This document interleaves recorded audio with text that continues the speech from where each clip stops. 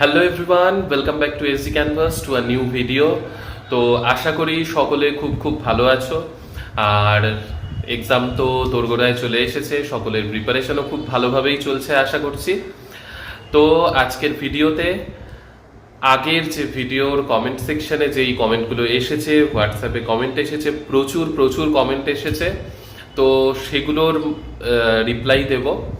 তো আশা করি অনেকের রিপ্লাই পেয়ে যাবে। তো কমন টাইপের যেই কোয়েশ্চেনগুলো এসেছে সেগুলো আনসার তো একই হবে, তো একটা দুটো হয়তো কমেন্ট এখানে দেখাবো আর সেই রিলেটেড আমি রিপ্লাইগুলো দেব। তো শুরুর থেকে শেষ অবধি ভিডিওটা দেখো, তাহলে আশা করি তোমাদের সব ডাউট সলভ হবে। আর আমি আজকে ভিডিওর শুরুতেই আমি তোমাদের হোয়াটসঅ্যাপ নাম্বারটা বলে দিই, কারণ অনেকেই হোয়াটসঅ্যাপ নাম্বার বা কন্ট্যাক্ট নাম্বার চেয়েছো, তারা হয়তো লাস্ট অব দি ভিডিওটা দেখো না বলেই হয়তো এই কোয়েশ্চেনটা করো। তো আমি আজকে ফার্স্টেই বলে দিচ্ছি, হোয়াটসঅ্যাপ নাম্বার আমার 8436013232। ঠিক আছে, তো আজকের ভিডিওটা শুরু করছি। প্রথমেই তানিশ ইনফোটেক, যেইটার কথা আমি বলেছিলাম যে আমারও স্টেটের এক্সাম পড়েছিল তানিশ ইনফোটেকে পাটনাতে। তো সেইখানে অনেকের এক্সাম সেন্টার পড়েছে।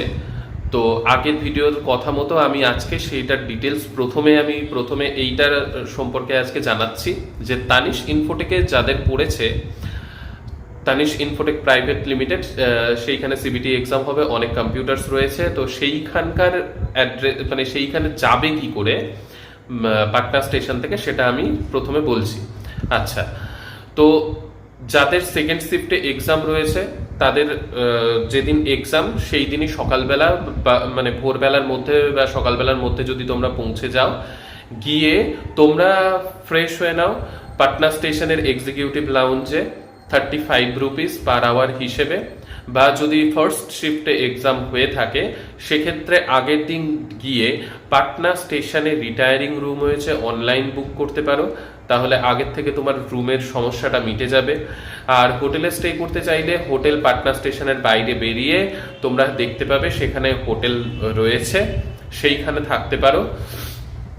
তো তারপরে কি করতে হবে, ফ্রেশ হয়ে যাওয়ার পর তোমরা ট্রেনের যে অ্যাপ, যেইখানে ট্রেনের টাইম টেবিল, ট্রেন কোনটা কি চলছে দেখায়, সেইখান থেকে তোমরা দানাপুর রেলওয়ে স্টেশন, তাহলে কি হলো, পাটনা স্টেশন থেকে দানাপুর রেলওয়ে স্টেশন যাওয়ার কোন ট্রেন রয়েছে তোমাদের যেই টাইমে এক্সাম। আমার যেমন সেকেন্ড শিফটে এক্সাম ছিল, আমি আমার এক্সাম্পলটাই দিচ্ছি তোমাদেরকে সামনে।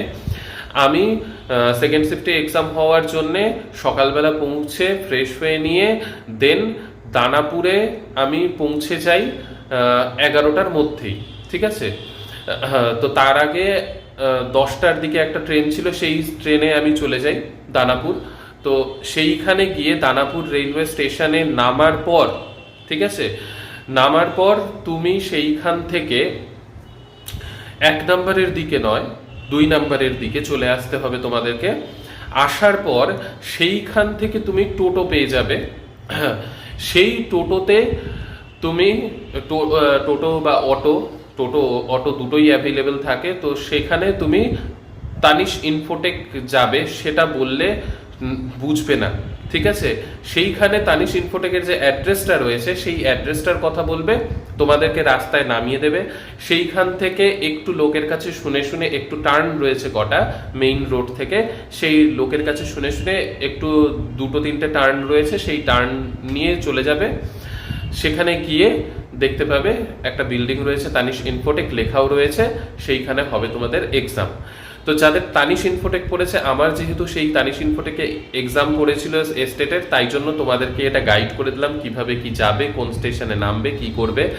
বাকি অন্যদের যেই এক্সাম সেন্টারগুলো পড়েছে, কারণ প্রচুর মেসেজ এসেছে, দাদা আমার এইখানে পড়েছে, এই সেন্টারে আমি কিভাবে যাব, পাটনা স্টেশন থেকে কত দূর।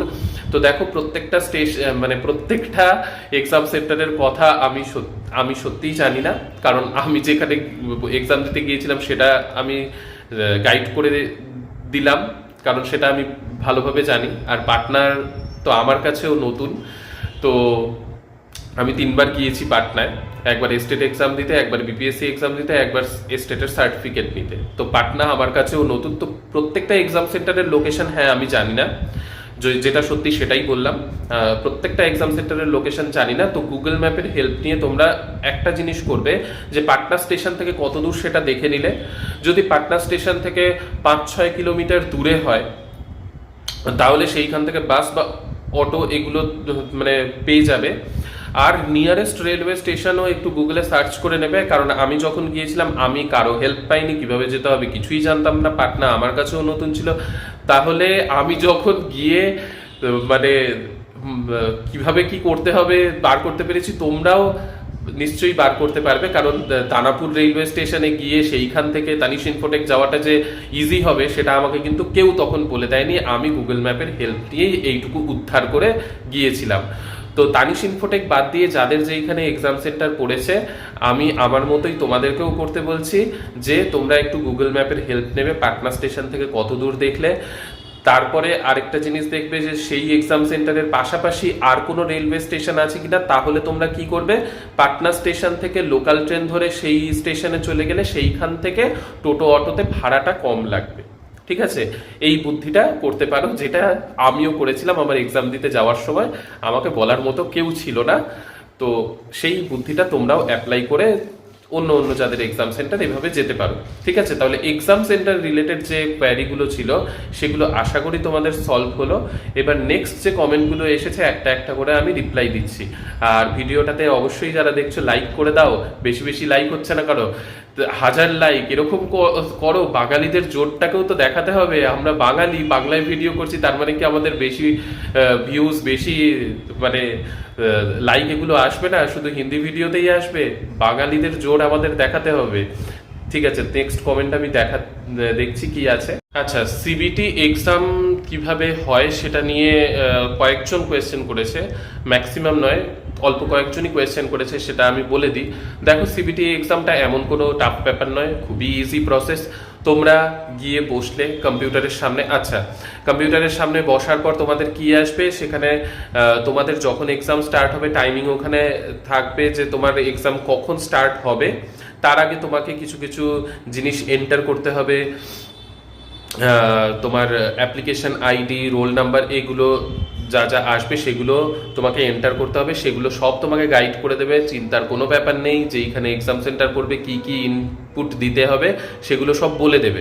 সেগুলো জাস্ট ঠিকঠাক করে ইনপুট দিতে হবে, ওইটুকু তোমার কাজ। তারপরে তো তোমার মাউসে স্ক্রল করে করে জাস্ট হচ্ছে তোমাকে যেটা কারেক্ট অপশন সেটাতে টিক করতে হবে। এইটাই সিবিটি এক্সামে এমন কোনো ঝামেলার কিছু নেই, ভয় পাওয়ার কিছু নেই। অনেকে জিজ্ঞাসা করেছিল, তাই এটা বলে দিলাম। এবার নেক্সট কোয়েশ্চেন কি আছে দেখি। স্টেট পেপার 1 পেপার 2 বেঙ্গলি সাবজেক্টের জন্য ডিটেইল ইনফরমেশন দরকার বলেছে। তো সত্যি কথা বলতে বেঙ্গলি সাবজেক্টের ডিটেইল ইনফরমেশন বলতে কি ডিটেইল জানতে চাইছো সেটা যদি একটু ক্লিয়ার করে আমাকে বলো, তাহলে আমি সেটা জানাতে আমার সুবিধা হয়। কারণ ডিটেইলে কি জানতে চাইছো সেটা একটু আমাকে ক্লিয়ার করো, ঠিক আছে? তাহলে আমি নেক্সট ভিডিওতে জানিয়ে দেবো আমি যতটুকু জানি। একটা খুব ইন্টারেস্টিং কমেন্ট এইখানে দেখো, তোমরা দেখতে পাচ্ছ যে দাদা আপনার সাহায্যে বিহারে এবার বাঙালিদের ঝড় উঠে যাবে। হ্যাঁ, ঝড় উঠুক, ঝড় ওঠাই তো দরকার। আর আমরা বাঙালি সেটা মানে আমরা বিহারে এসেও এক্সাম দিয়ে ক্র্যাক করতে পারি, এখানেও চাকরি করতে পারি, সেই ঝড় তো ওঠাতেই হবে, স্বাভাবিক। তো এই মেসেজ মানে কমেন্টটা আমার খুব ভালো লেগেছে। অনেকে আবার তার কমেন্টের রিপ্লাইও দিয়েছে। তো হ্যাঁ, অবশ্যই ঝড় উঠুক, খুব ভালোভাবে তোমরা সকলে এক্সাম দাও, ভালোভাবে তোমাদের প্রিপারেশন চলছে সেটাই আমি মনে করি। আচ্ছা, তো নেক্সট কমেন্ট কি এসেছে। আচ্ছা, অনেকে থ্যাংক ইউ লিখেছো, তোমাদেরকেও থ্যাংক ইউ, তোমাদেরকে মোস্ট ওয়েলকাম। এতটা ভালোবাসা, এতটা সাপোর্ট, তোমাদের যে আমার ভিডিও দেখে তোমরা যে সত্যি উপকৃত হচ্ছে, আমার সত্যি সেটা জেনেও খুব আমি আনন্দ পাই, আমারও খুব ভালো লাগে। একজন পেপার 1-এর সাবজেক্ট কম্বিনেশন মিলছে না এই নিয়ে লিখেছে। তো দেখো, সাবজেক্ট কম্বিনেশন যদি না মেলে তোমার, এবার কোন সাবজেক্টে তুমি সেটা আমাকে ক্লিয়ার করে লেখনি, হয়তো সোশ্যাল সায়েন্স হবে ধরে নিচ্ছি। তো সেই ক্ষেত্রে সাবজেক্ট কম্বিনেশন যদি না ম্যাচ করে সেই ক্ষেত্রে তো তাহলে তো তোমার আর কিছু করার নেই। কারণ তুমি যদি এক্সাম দিয়েও দাও তাহলেও তোমার এক্সাম বাদ পড়ে যাবে। আর তুমি বলেছো যে তোমার অ্যাডমিটও আসছে না, তো সেই ক্ষেত্রে তুমি বলেছো যে পেপার ওয়ানের মতো পেপার টু কি ক্যান্সেল হয়ে যাবে না? অবশ্যই না। পেপার ওয়ানে সাবজেক্ট কম্বিনেশন রয়েছে, পেপার টুতে তো সাবজেক্ট কম্বিনেশনের কোনো ব্যাপার নেই, কারণ পেপার টু পিজিটি লেভেলের এক্সাম, সেইখানে পার্টিকুলার একটা সাবজেক্ট হিসেবেই তুমি এক্সাম দেবে। তো এটার জন্য ওটাতে কোনো এফেক্ট পড়বে না। আচ্ছা, নর্মালাইজেশন নিয়ে অনেকগুলো কমেন্ট এসেছে দেখলাম। দেখো, নর্মালাইজেশন বলতে আমরা যেটা বুঝি, এস্টেটে নর্মালাইজেশন নেই, প্রথম কথা। দ্বিতীয় কথা, একজন জিজ্ঞাসা করেছে দাদা 150 কোয়েশ্চেনই যদি আমি অ্যাটেম্প্ট করি, মানে এর অর্থ এটাই দাঁড়াচ্ছে যে হ্যাঁ তুমি বলতে চাইছো যে যেগুলো আমি ভালোভাবে জানি, যেগুলো কারেক্ট, সেগুলো তো করলামই, বাদ দিয়ে বাকিগুলো জাস্ট আন্দাজে টিক মারা যেটাকে বলি, তো সেইটা করতে চাইছো। হ্যাঁ, সেক্ষেত্রে অসুবিধার কিছু নেই। এস্টেটে নর্মালাইজেশন বলতে কিছু থাকে না। এস্টেট জাস্ট কোয়ালিফাইং নেচারের একটা এক্সাম। সেইখানে তুমি তোমার যতগুলো কারেক্ট হবে, যেহেতু নেগেটিভ মার্কিং নেই, যতগুলো কারেক্ট হবে সেই হিসেবেই তোমার মার্কস আসবে। ঠিক আছে, তাহলে ক্লিয়ার হলো ব্যাপারটা নর্মালাইজেশন নিয়ে যাদের ডাউট ছিল। আচ্ছা, কেমিস্ট্রি অনার্স রয়েছে, সাবজেক্ট কম্বিনেশন ম্যাচ করছে না, সায়েন্সের জন্য অ্যাপ্লাই করেছি, তাহলে আমার এখন কি করণীয়? তো আমি আগের অনেক ভিডিওতেও বলেছি, আবারও আজকে বলে দিচ্ছি, যদি সাবজেক্ট কম্বিনেশন না ম্যাচ করে, মানে সায়েন্সের জন্য যারা অ্যাপ্লাই করেছো তাদের বায়ো থাকতেই হবে, বায়ো না থাকলে সায়েন্সে অ্যাপ্লাই করা যায় না। সেটা কিন্তু শুধুমাত্র এই এক্সামের জন্য নয়, কেন্দ্রীয় বিদ্যালয়ের এক্সামের জন্যও কিন্তু সেই একই রকম রুল, যেটা আমিও প্রথমে জানতাম না, এই এক্সামগুলো ফেস করে আমিও জেনেছি। তো যারা জানো না তাদেরকে বলে দিই যে সায়েন্সের জন্য অ্যাপ্লাই করার জন্য বায়ো থাকতেই হবে। যদি না থাকে, আমার যেমন ফিজিক্স অনার্স বা কেমিস্ট্রি অনার্স যাদের রয়েছে, বায়ো না থাকলে সায়েন্সের টিচারের জন্য তুমি এলিজিবল নও। সেই ক্ষেত্রে কি করণীয় বলতে, তুমি ইনভ্যালিড। ঠিক আছে, এস্টেটের এক্সাম দিতে যাওয়ার সময় কি কি নিয়ে যেতে হবে? দেখো, প্রথম কথা, অ্যাডমিট কার্ডের 2 কপি কালার প্রিন্ট আউট করে নেবে, 4টে পাসপোর্ট সাইজের ফটো নিজের কাছে রাখবে, পেন তোমার 2-3টে যটা দরকার নিয়ে যাবে, অসুবিধা নেই।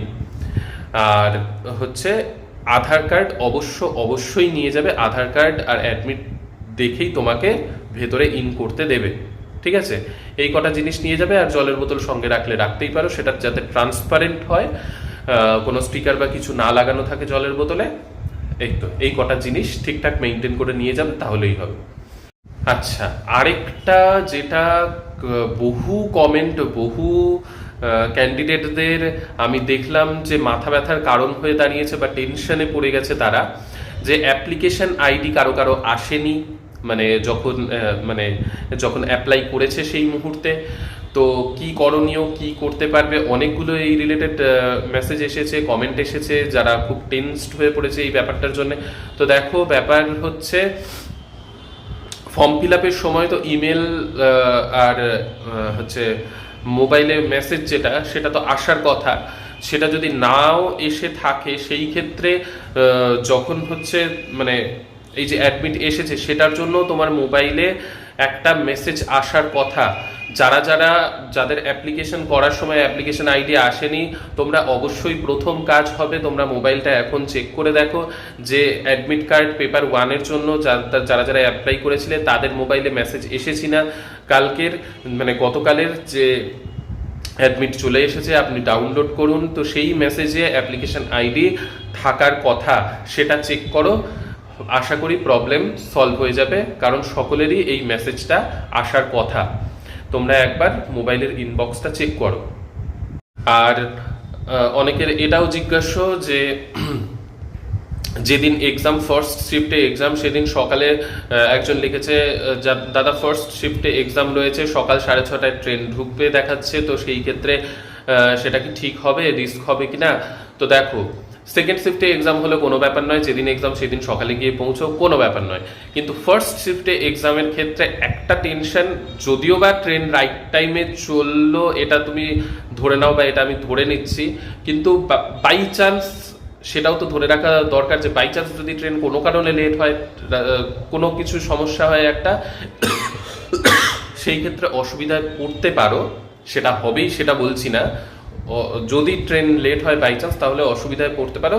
সেই ক্ষেত্রে আগের দিন যাওয়াটা, যাদের ফার্স্ট হাফে এক্সাম রয়েছে, ফার্স্ট শিফটে এক্সাম রয়েছে, তাদের আগের দিন যাওয়াটাই বেশি ফ্রুটফুল হবে, এটা আমার মনে হয়।